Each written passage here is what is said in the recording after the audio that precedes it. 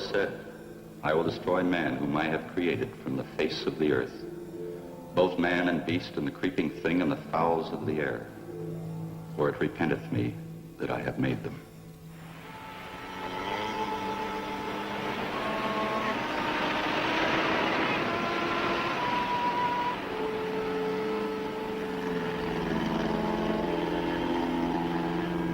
Make that line fast. Everybody ashore.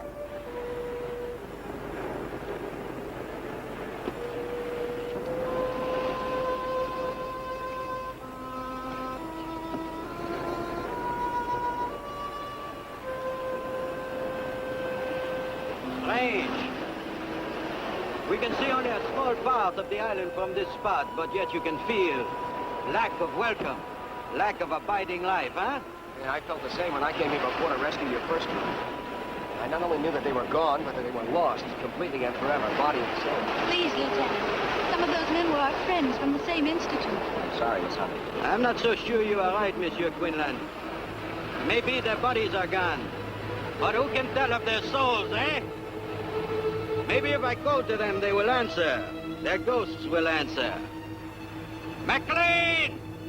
Hello! Hello! McLean!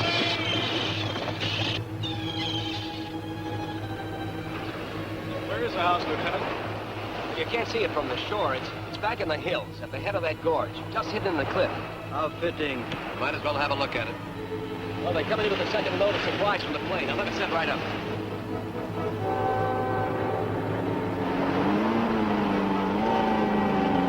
Hold your headway! You can approach! Hey, sit down in there!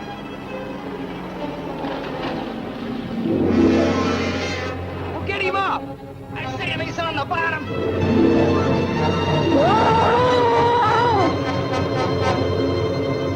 What's the ball up there?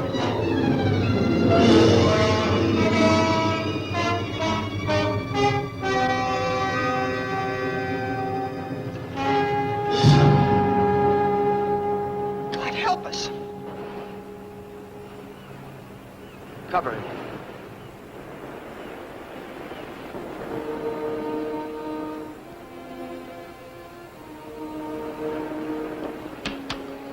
You know, I wish they'd get back. I don't like being out here all alone with old Tate's rigor mortis. Sam, how did a nervous guy like you ever get involved in demolitions work? Nervous? What do you mean nervous? I'm not nervous. It's a little high-strung, that's all. Come on, help me get these pineapples inside. You know, I don't know what we're going to use these for out here anyway. That's just to practice pitching by those babies out there.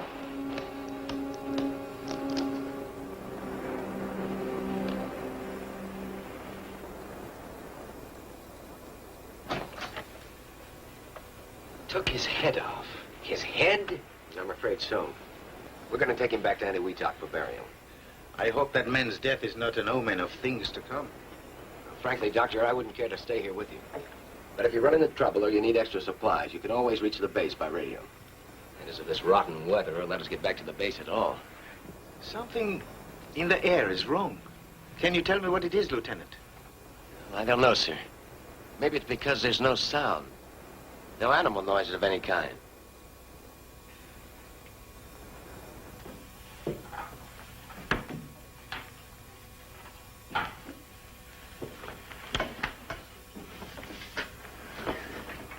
Well, looks like we got the dynamite by mistake. Looks like it. I'll cart it back down to the beach. Oh, excuse me, Doctor. That's quite all right. Just call me Marty. Okay, Marty. You know, the Navy boys really fixed this place up. I'm almost going to enjoy being here. Yeah, you'd never think it was a complete wreck a few months ago. If you want to see a wreck, take a look at my back. Yeah, it'll be dark in a few minutes. Want to come watch the takeoff? I'd like to. I'll get the others. Lieutenant, I don't want to annoy you again, but nothing was left? Not a hair, nor fingernail clipping? Only McLean's journal? Well, that's all, Doctor. That they are dead, I can believe possible. But to vanish from the face of the earth? No. The Navy thinks they were all at sea in their small boat when the typhoon hit. Lost with all hands is an old story. Yes, but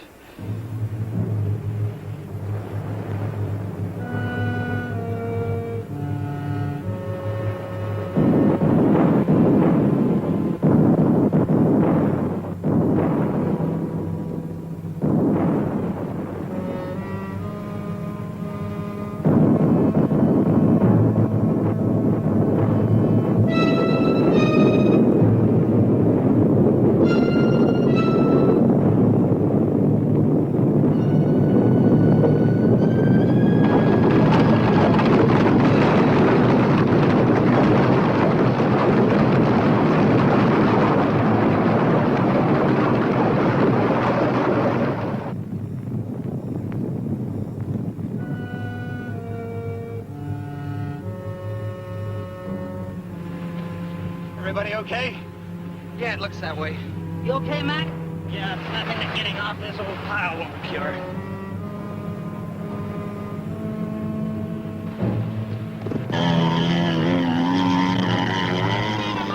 One month, no more. We'll watch you from the cliff. Au revoir.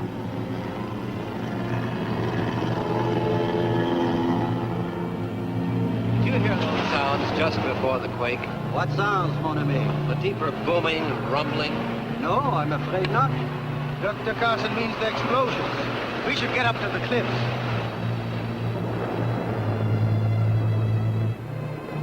Hey, Hank, you're a scientist. How come they need a demo team like us in this hunk of dirt? I'm no scientist. I'm a technician and a handyman. So you still don't know what's going on? Well, you remember that first big H-bomb test? The one that blew Ujulap Island right out of the ocean? Who forgets that? A tremendous amount of the radioactive fallout came this way.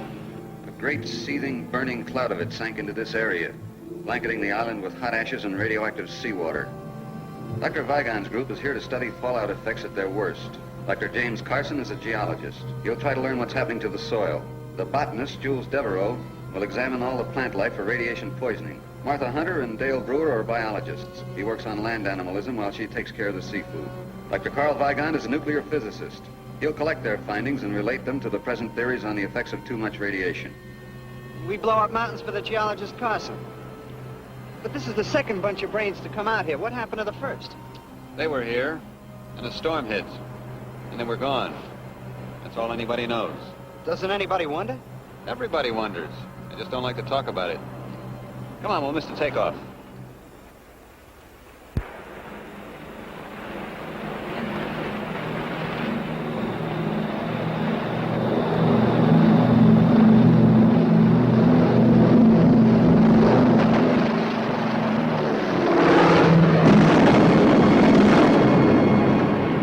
Hank, get to the radio.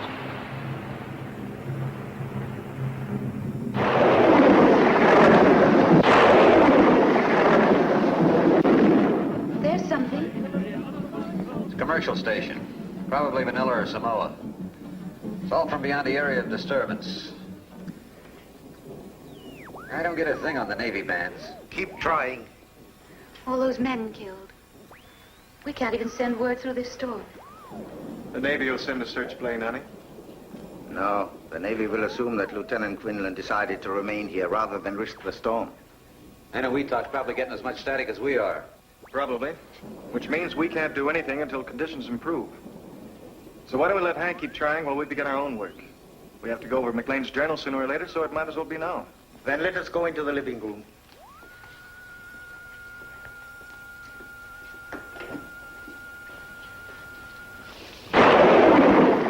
Thursday, March 11th. Today, Dr. Vendier's culture failed to produce any sign of bacteria, though left for 5 days in the open.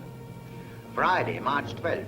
This afternoon, Professor Carter found a large piece of flesh having the same composition as that of the common earthworm, but measured 24 inches by 8.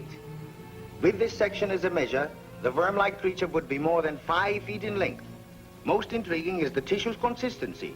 It proves impossible to cut, knives passing through the flesh, leaving no mark. Fire was applied to the tissue, and the calorie result? The journal ends there.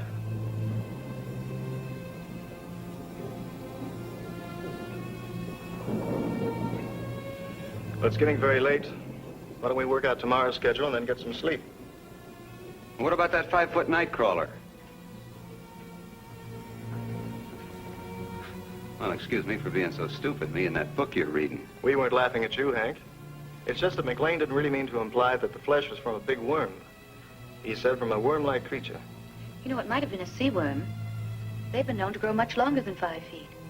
Well, excuse me for shooting my mouth off, but the journal didn't say anything about the sea. Just talked about worms.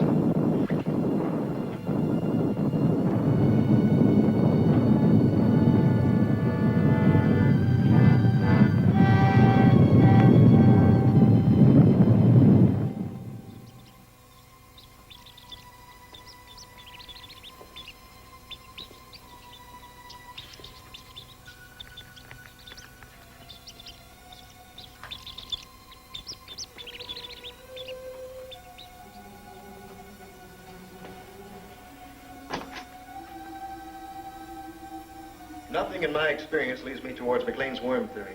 Nothing. You would know better than I. But why, I ask, did the writer stop in the middle of a sentence? Yes, why, Carl? Unless something really unusual happened, I'm sure he would have finished. We shall find out, I think. Well, Jim and I will head down the South Valley in the morning. You know, I haven't seen any insect life since we arrived. Shh. Quiet. Listen.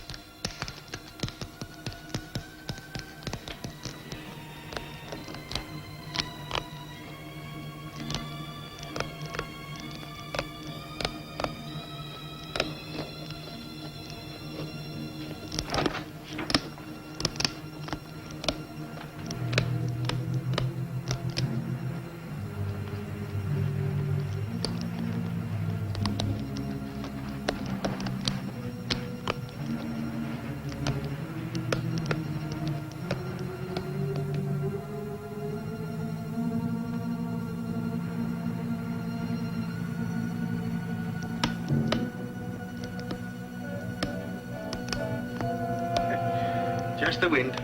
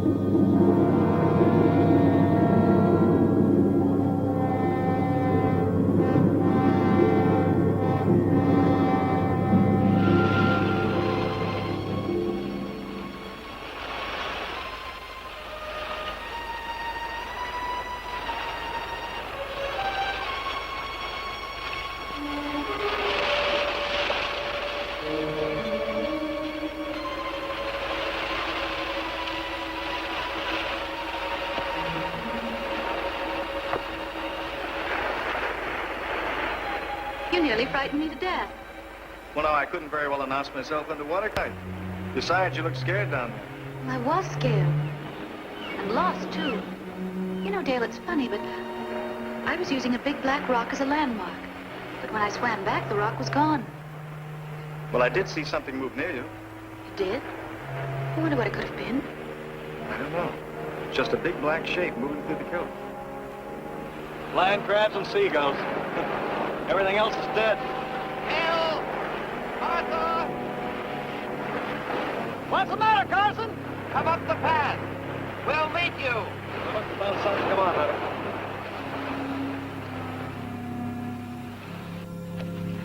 Oh, hold it. That rate you'll drop right off. Off what? Come, see for yourself.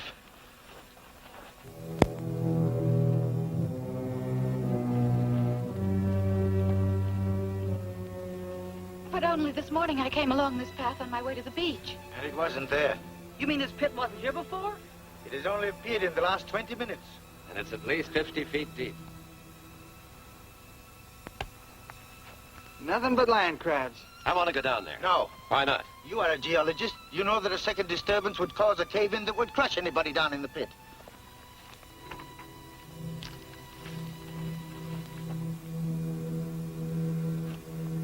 He seems pretty definite, Jim. Is he right about a cave-in? He could be, assuming this was caused by a disturbance. Why, it's glazed as though it had been fired in a kiln. Summers, you and fellows better put a couple of your lanterns around this pit so as to keep any of us from falling in the middle of the night. Come on, honey, let's go back to the house.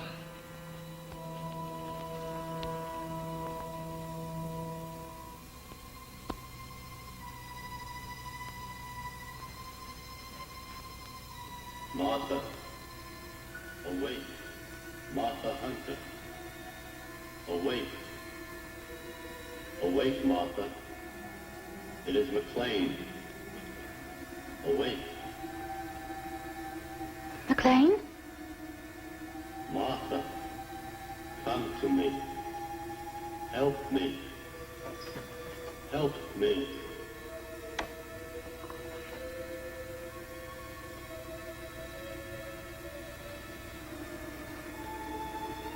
Martha, Martha Hunter, help me. Help me. Martha, help me. Help me. Martha, come to me.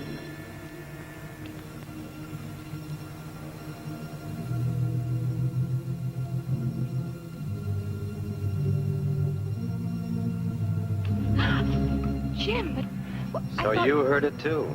Yes, it was Orville McLean's voice. He called me as plain as day. Strange, because I only heard him call my name. How could the Navy search this whole island and miss a survivor? If he is a survivor. What does that mean? You heard him as well as I? Well, someone could have been imitating his voice. Well, who would do that? I don't know, but I do know that McLean's dead. Maybe, maybe not. I'm going to find out for sure.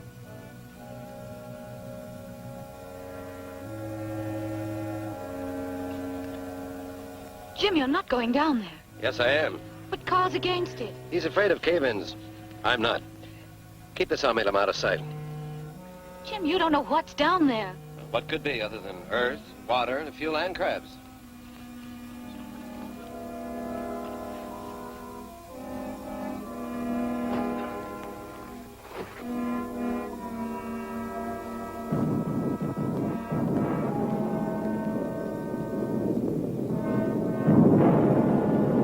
Jim? Jim!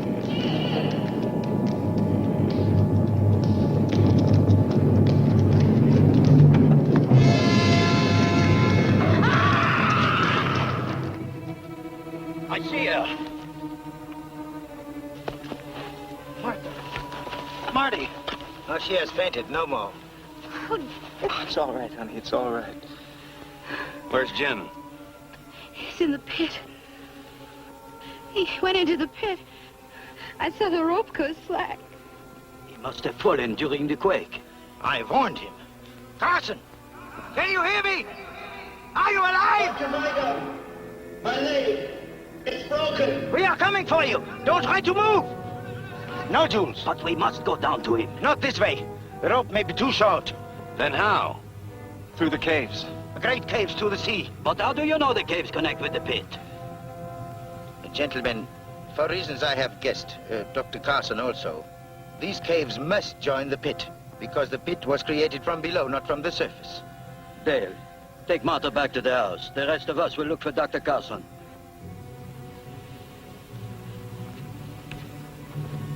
Dale, I'm all right. They'll need you with them. If we can bring Dr. Carson out, 2 of us are enough. If we can't, a whole army will do us no good. Are you hiding something from us, Doc? A theory, perhaps? Maybe. Come, we must hurry. You all right? little shaky. Let's get back to the house and get some coffee. Oh, I thought you were the boogeyman. I thought we heard a girl screaming during the quake. Did part of the cliffs fall away into the sea? Part of them. Well, it was pretty dark where we were, but it looked like the whole island was coming down. The boulders almost crashed us in the tent. The whole island, yes. We must go faster. There is very little time. Little time for what? That is Dr. Weigan's small secret. Let us catch him and find out.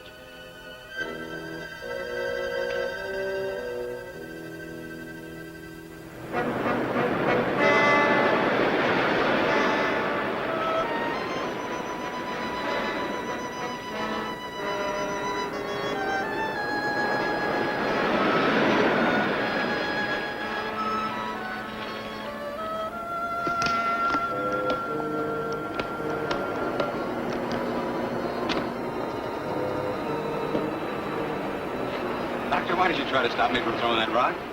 I just don't like to kill anything, even such ugly creatures as these. Oh, helpless things. Helpless nothing. You ever see a bunch of them start on a wounded Marine? They'd finish him off in 5 minutes. It's all more reason to get Jim out of that pit. Yes, all the more reason.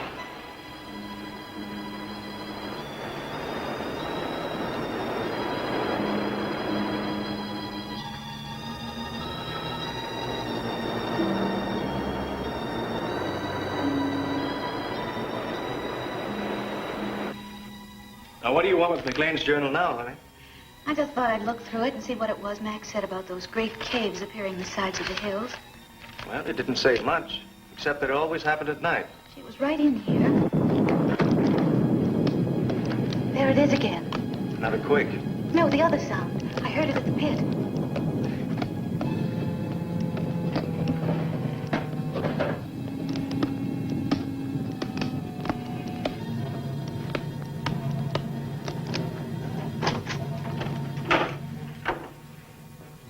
No, if we both hadn't heard it, I'd swear it's my own imagination.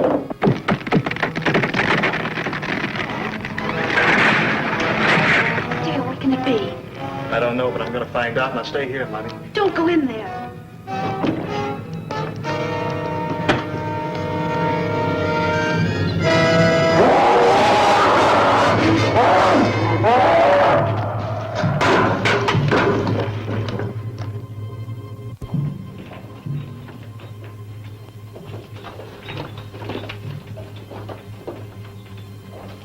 Dr. Knights.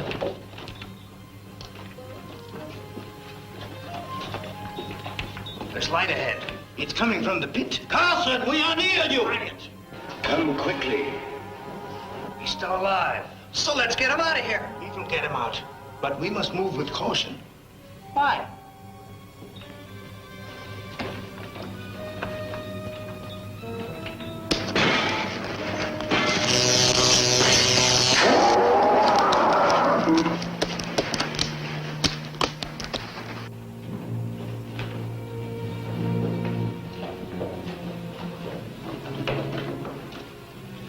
Do not go to him. Why not, Doctor? Blood? Where could he drag himself? We will not find him tonight. We had better return in the morning when there's more light. I don't like the idea of leaving him here all night with a busted leg. Nor do I. Up the rope, quickly. You might as well go back through the caves. No, up the rope. Dr. Weigan, you are a great nuclear physicist, while I am a simple provincial botanist. But there are things I do not understand. There are many things that I do not understand also, Jules. You had better climb.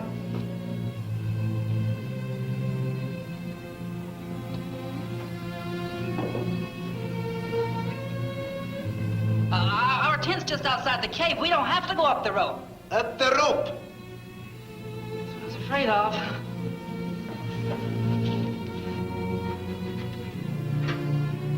It stopped. Whatever it was must have damaged the wiring. Light one of the kerosene lamps, will you, honey?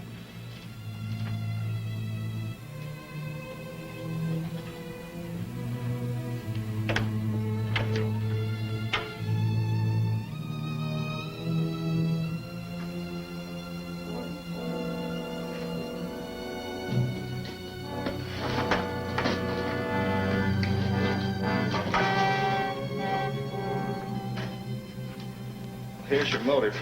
Food. But not much considering the size of the thing that did all of this.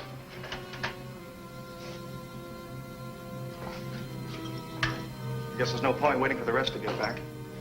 The storm should have let up enough for me to get through to the Navy now. Come on. Oh, Dale.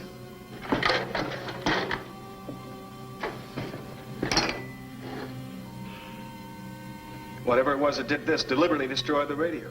It had to be deliberate. Every piece of wiring has been ripped out and chopped to bits. Look, every tube has been sliced neatly in half. And it had to reach way inside to do it without wrecking these cabinets. Well, all I can say is, why wasn't I invited to the party? Not funny, eh? Well, that's as it should be. Do you think you can fix it? Fix it. I'll need a whole new outfit from the bottom up. You have parts, enough to build a new one? I don't know. Why do you suppose it didn't come through the door and get us, Carl? I don't know.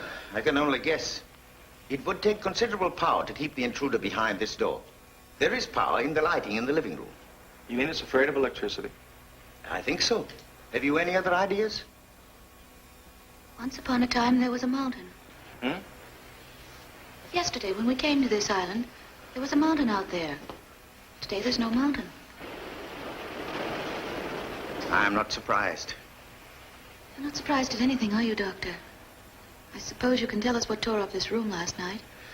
No, I cannot tell you that. But I can tell you this. Everything that has happened from the death of the first sailor to the destruction of our radio must be somehow related. They are too far from the normal scheme of things to be separate accidents. If there is a single cause, then that cause is outside of nature as we know it. Yes, that is why I insisted on caution entering the caves. We are unquestionably on the brink of a great discovery. It is not likely that that discovery will be of a pleasant nature. That is the sum of my knowledge. If you need more, I suggest you ask Dr. McLean when next his voice calls in the night. Now, let us again seek Dr. Carson.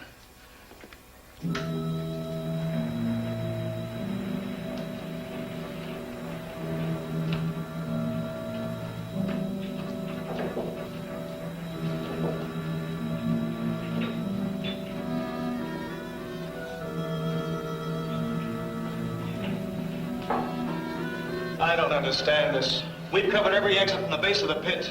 Wounded as he was, he couldn't have crawled this far. And yet still no sign of him. No, will be, eh, Carl?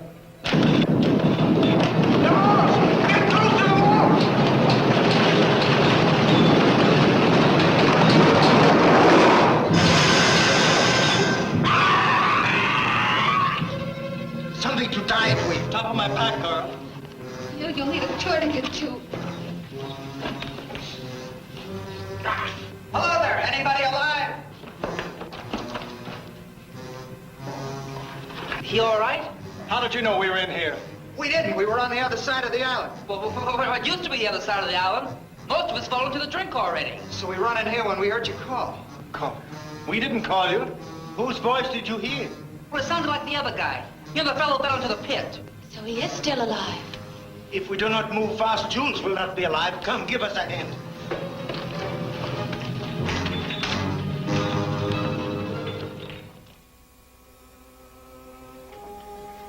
This will help you sleep, Jules. Thank you, Martha. I could use some sleep. Messieurs et mesdames, je voudrais présenter pour votre inspection la seule fleur unique au monde.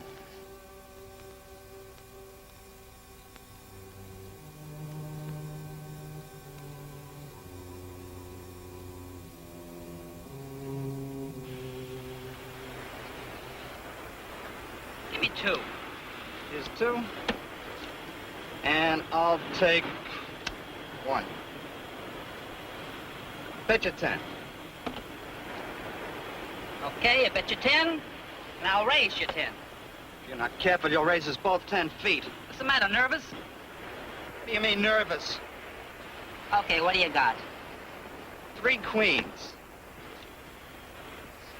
Well, big deal, so you finally won a hand. I'm still 106 of dynamite and one wild explosion ahead of you.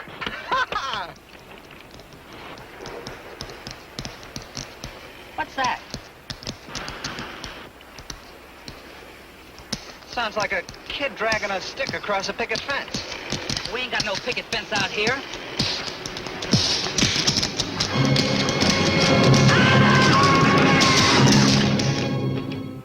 Professor Devereaux. Professor Devereaux. Who is there? Seaman Ron Phillips. And Sam Summers. We found Dr. Carson.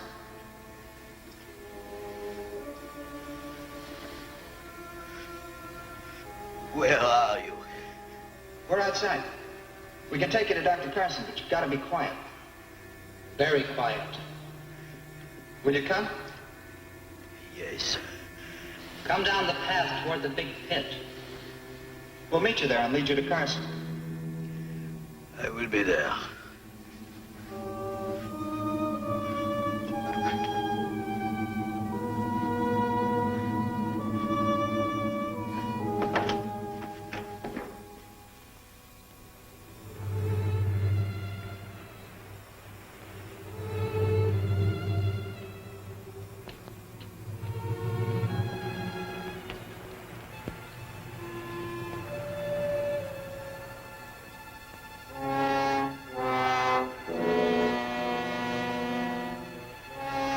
Fellows!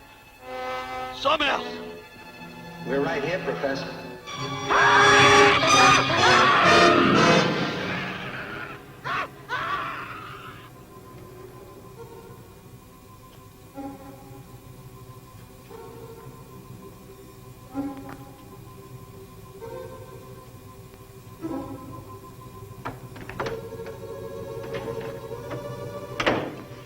Sounded like Jules. Devereaux. Yes. What is it? I am here. Are you all right? Yes. The pain is less. Keep talking. We thought we heard you cry out. I have been asleep. Perhaps you were talking in your sleep. Ah, yes.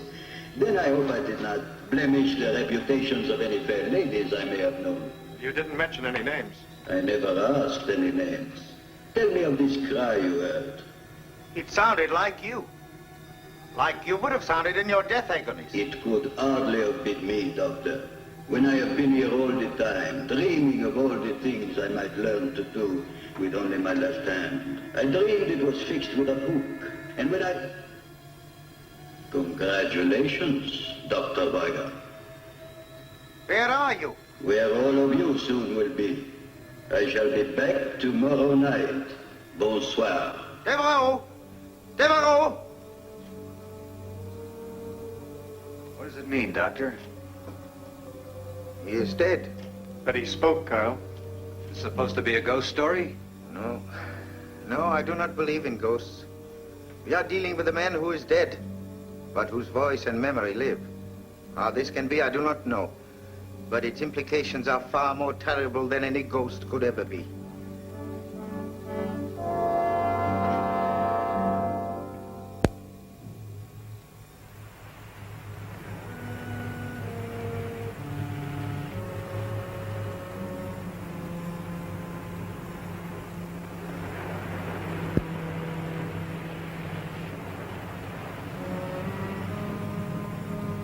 But what happened to their bodies, Carl? They were eaten.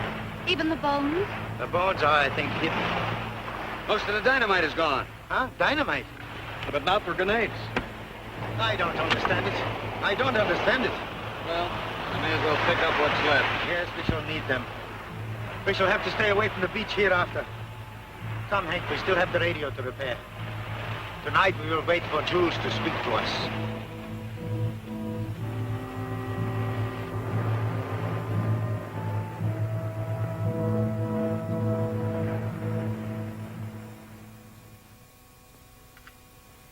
Well, it's long after dark. You should have heard him by now. We will hear. Be patient. Good evening, mes amis. I am glad you are all still with us. Be not shocked that the weapon speaks. I transmit, so I must be received. Hearken to all things matter, for I may be in them. What do you want? First, I want to reassure you that I am of sound mind, if not of body. Something remarkable has happened to me. I would like all of you to come and see for yourselves. Where are you, Jules? In the caves, at the bottom of Carson's pit. And what about Carson? I'm here too. My leg no longer troubles me. It's almost exhilarating. Will you come? Yes. Wait for us. We'll wait. Let's go. Dale. We shall need the equipment. We must go. We have to find out.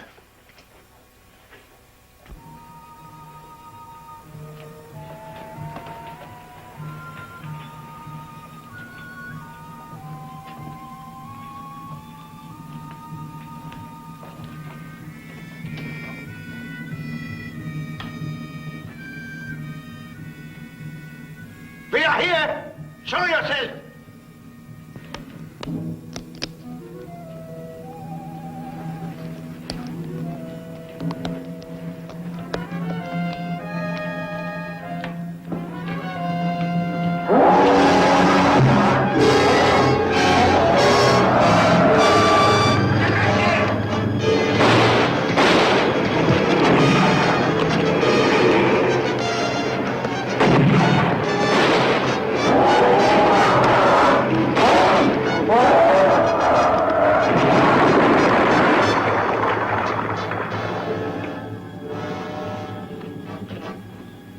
I killed it. Yes. By the sheerest luck. Why didn't the grenades hurt it? Remember what the journal said about the worm? Yeah, that a knife passed through it like water. The stone penetrated its brain, or motor area, or whatever keeps the thing alive. I think if we remove the stone, the crab would return to life. Oh, let's just leave it be, huh? We will bury it. If a blade passes through it like a finger through mercury, then like a river of mercury, we should be able to sever a part of it by completely separating it from the rest of the body. Thusly. There. Now we have a specimen. Set your dynamite, Hank. Do you have any theories, Doctor? Perhaps. All I can tell you now is that this is a male land crab, which you as a biologist will know better than I. Yes, Carl. I know the species appears to be that of an ordinary land crab, but...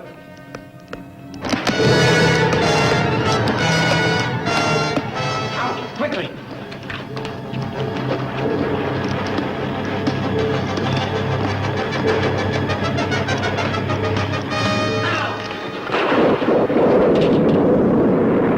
You have destroyed McLean and all of his party. You have destroyed them and tried to destroy me. This, mes amis, was one great mistake.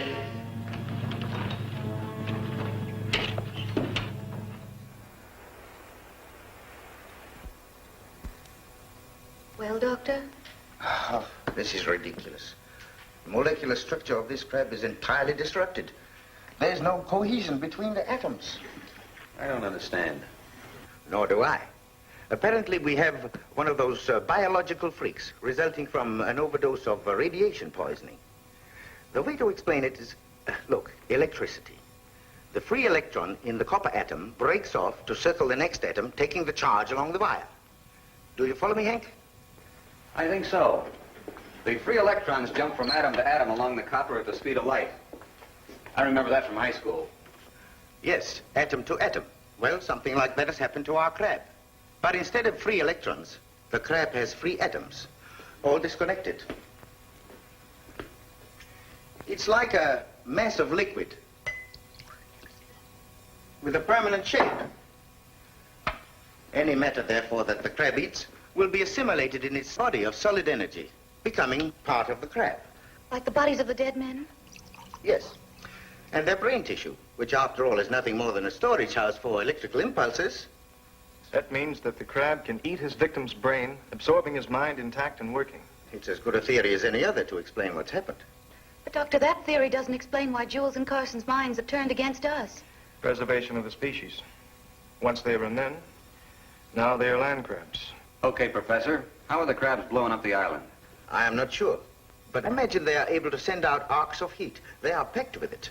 The sides of the pit were glazed as if the rock were melted. They can melt and fuse parts of the caverns, explode the materials contained, and bring about the slides. Why? To get at us, of course. Looks like we're on the verge of a blessed event. What's that? What's that? Or is this the one you killed? No, it is still alive. We did not kill it. Notice the belt of yellow fat on the base of the shell? It would indicate that she's in a very delicate condition. Pretty close, too. I, for one, should not like to be around to hear the patter of so many tiny feet. And we've got to kill it.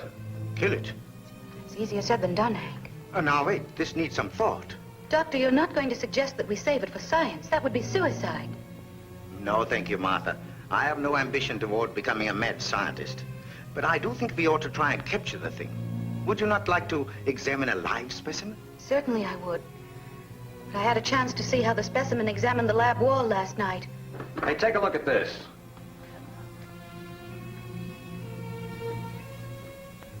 You said something about the crab being afraid of electricity, Doctor. Let's find out.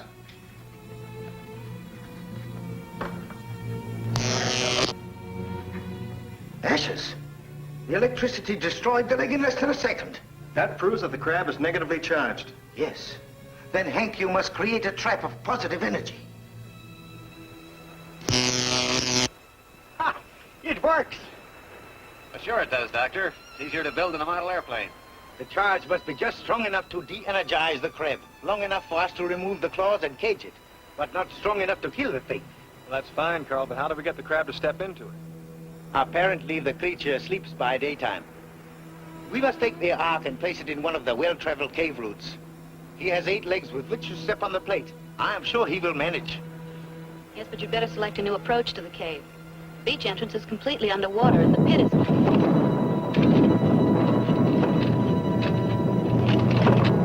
He is using the dynamite. We must hurry.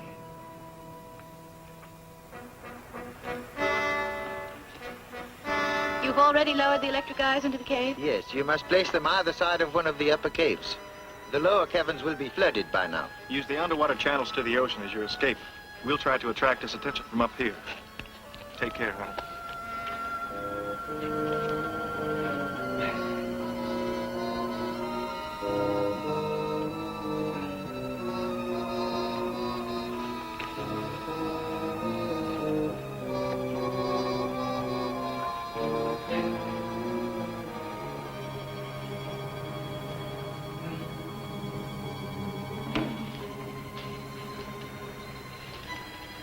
Might as well get to work. I'll plant this one, you take the other. All right.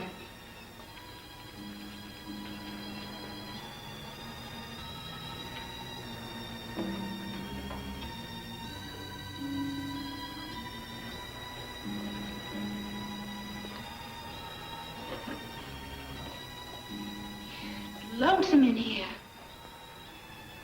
It's lonesome everywhere. You know, I bet you can even be lonesome in a crowd. Yeah.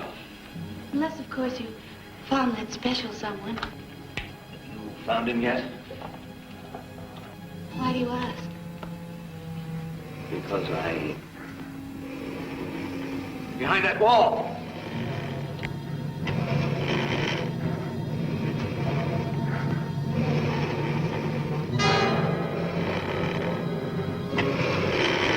This might be the perfect time to collect some of Dr. Vigon's mercury.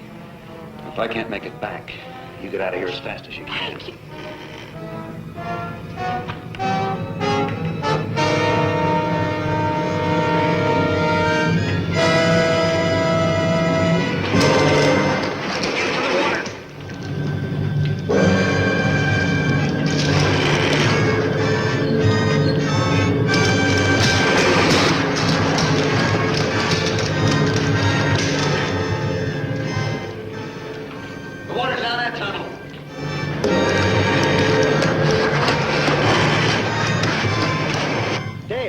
They just ran across the bottom of the pit into another cave. Martha! Let's get down to the sea entrance.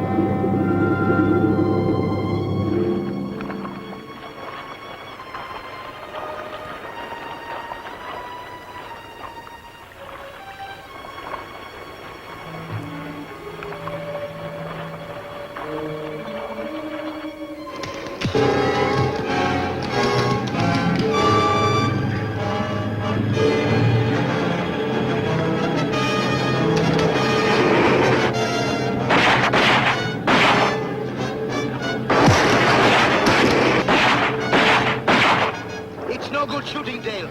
The bullets pass through it just like X-rays. So, you have wounded me. I must grow a new claw. Well and good, for I can do it in a day. But will you grow new lives when I have taken yours from you?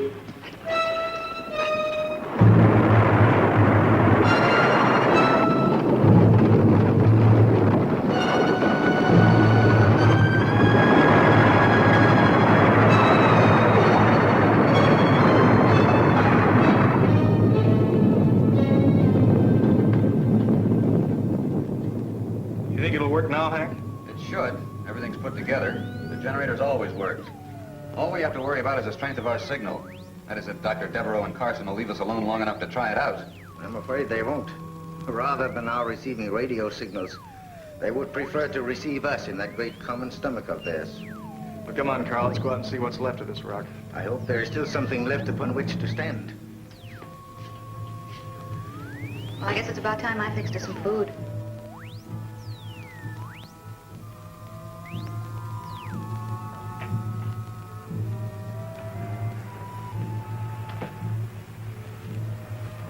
There used to be ridges there for maybe 2 miles. Now there's less than half a city block. Soon we will have nowhere to run. That's the idea, isn't it? The path is still there. Yes, Carl, but where does it lead? To the pit and to the sea. At least to the sea. We'll soon find out.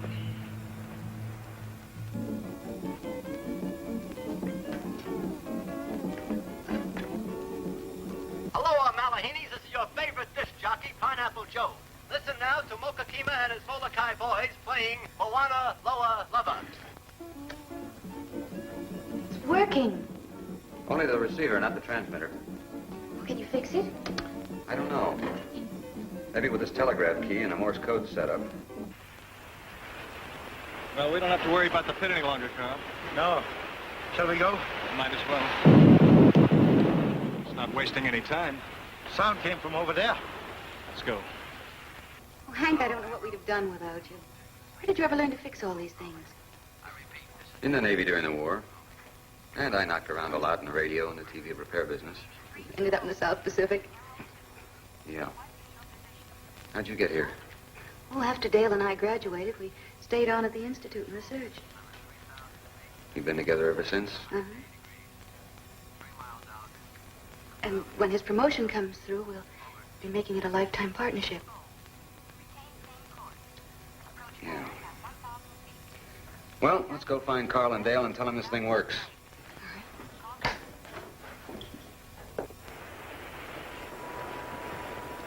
Is that not oil? Yes, it is, Carl. I've never heard of oil being found on the Pacific Islands before. The detonations must have opened a source deep in the island. But look, it seems to be coming from 2 sources. I suggest we trace them. You want to follow this oil underground? I feel we must. But the crab, Carl. The crab is like a rattlesnake. It can be heard long before it can be seen. I believe we can keep out of its way if we only remain alert. He knows this better than we do. That is why he's trying to reduce this island to a small corner from which we cannot escape. All right. But at the first sound of a rattle, get out of there, huh? All right, don't worry. Don't worry. You follow this stream, and I shall follow the other one.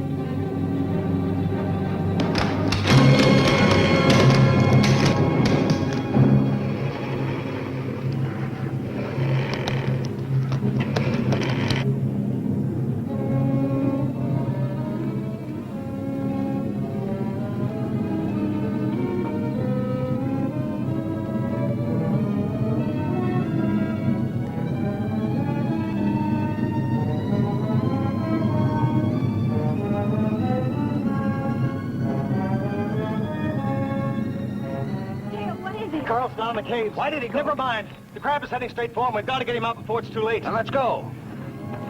Stay there, Marty.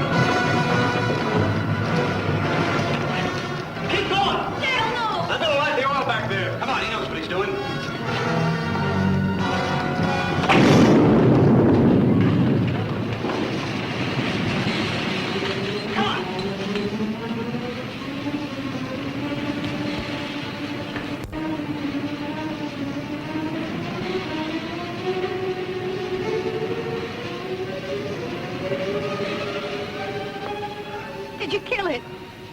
No. He can avoid the mainstream. Of all of us, I thought Carl would be the one to... That fire won't hold it very long. I don't think it matters much anymore. Well, just so it holds it long enough for me to get one message away. Just one more SOS. Hank, you got the radio? That was quick thinking, Dale. The pity is that all fires must one day burn out.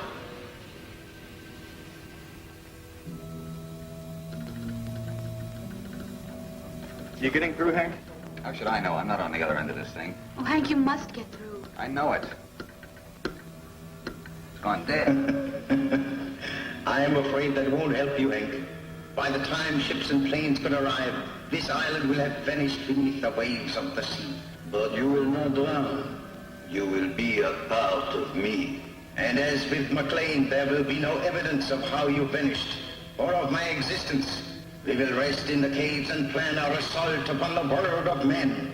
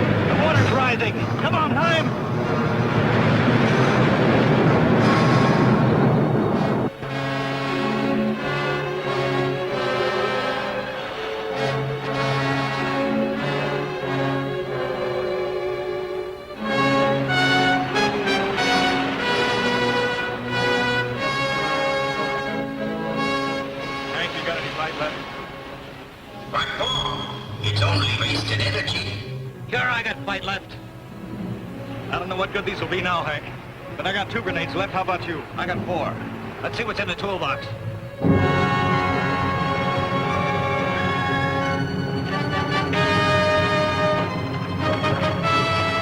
Transmitter's still working. Here, this looks good.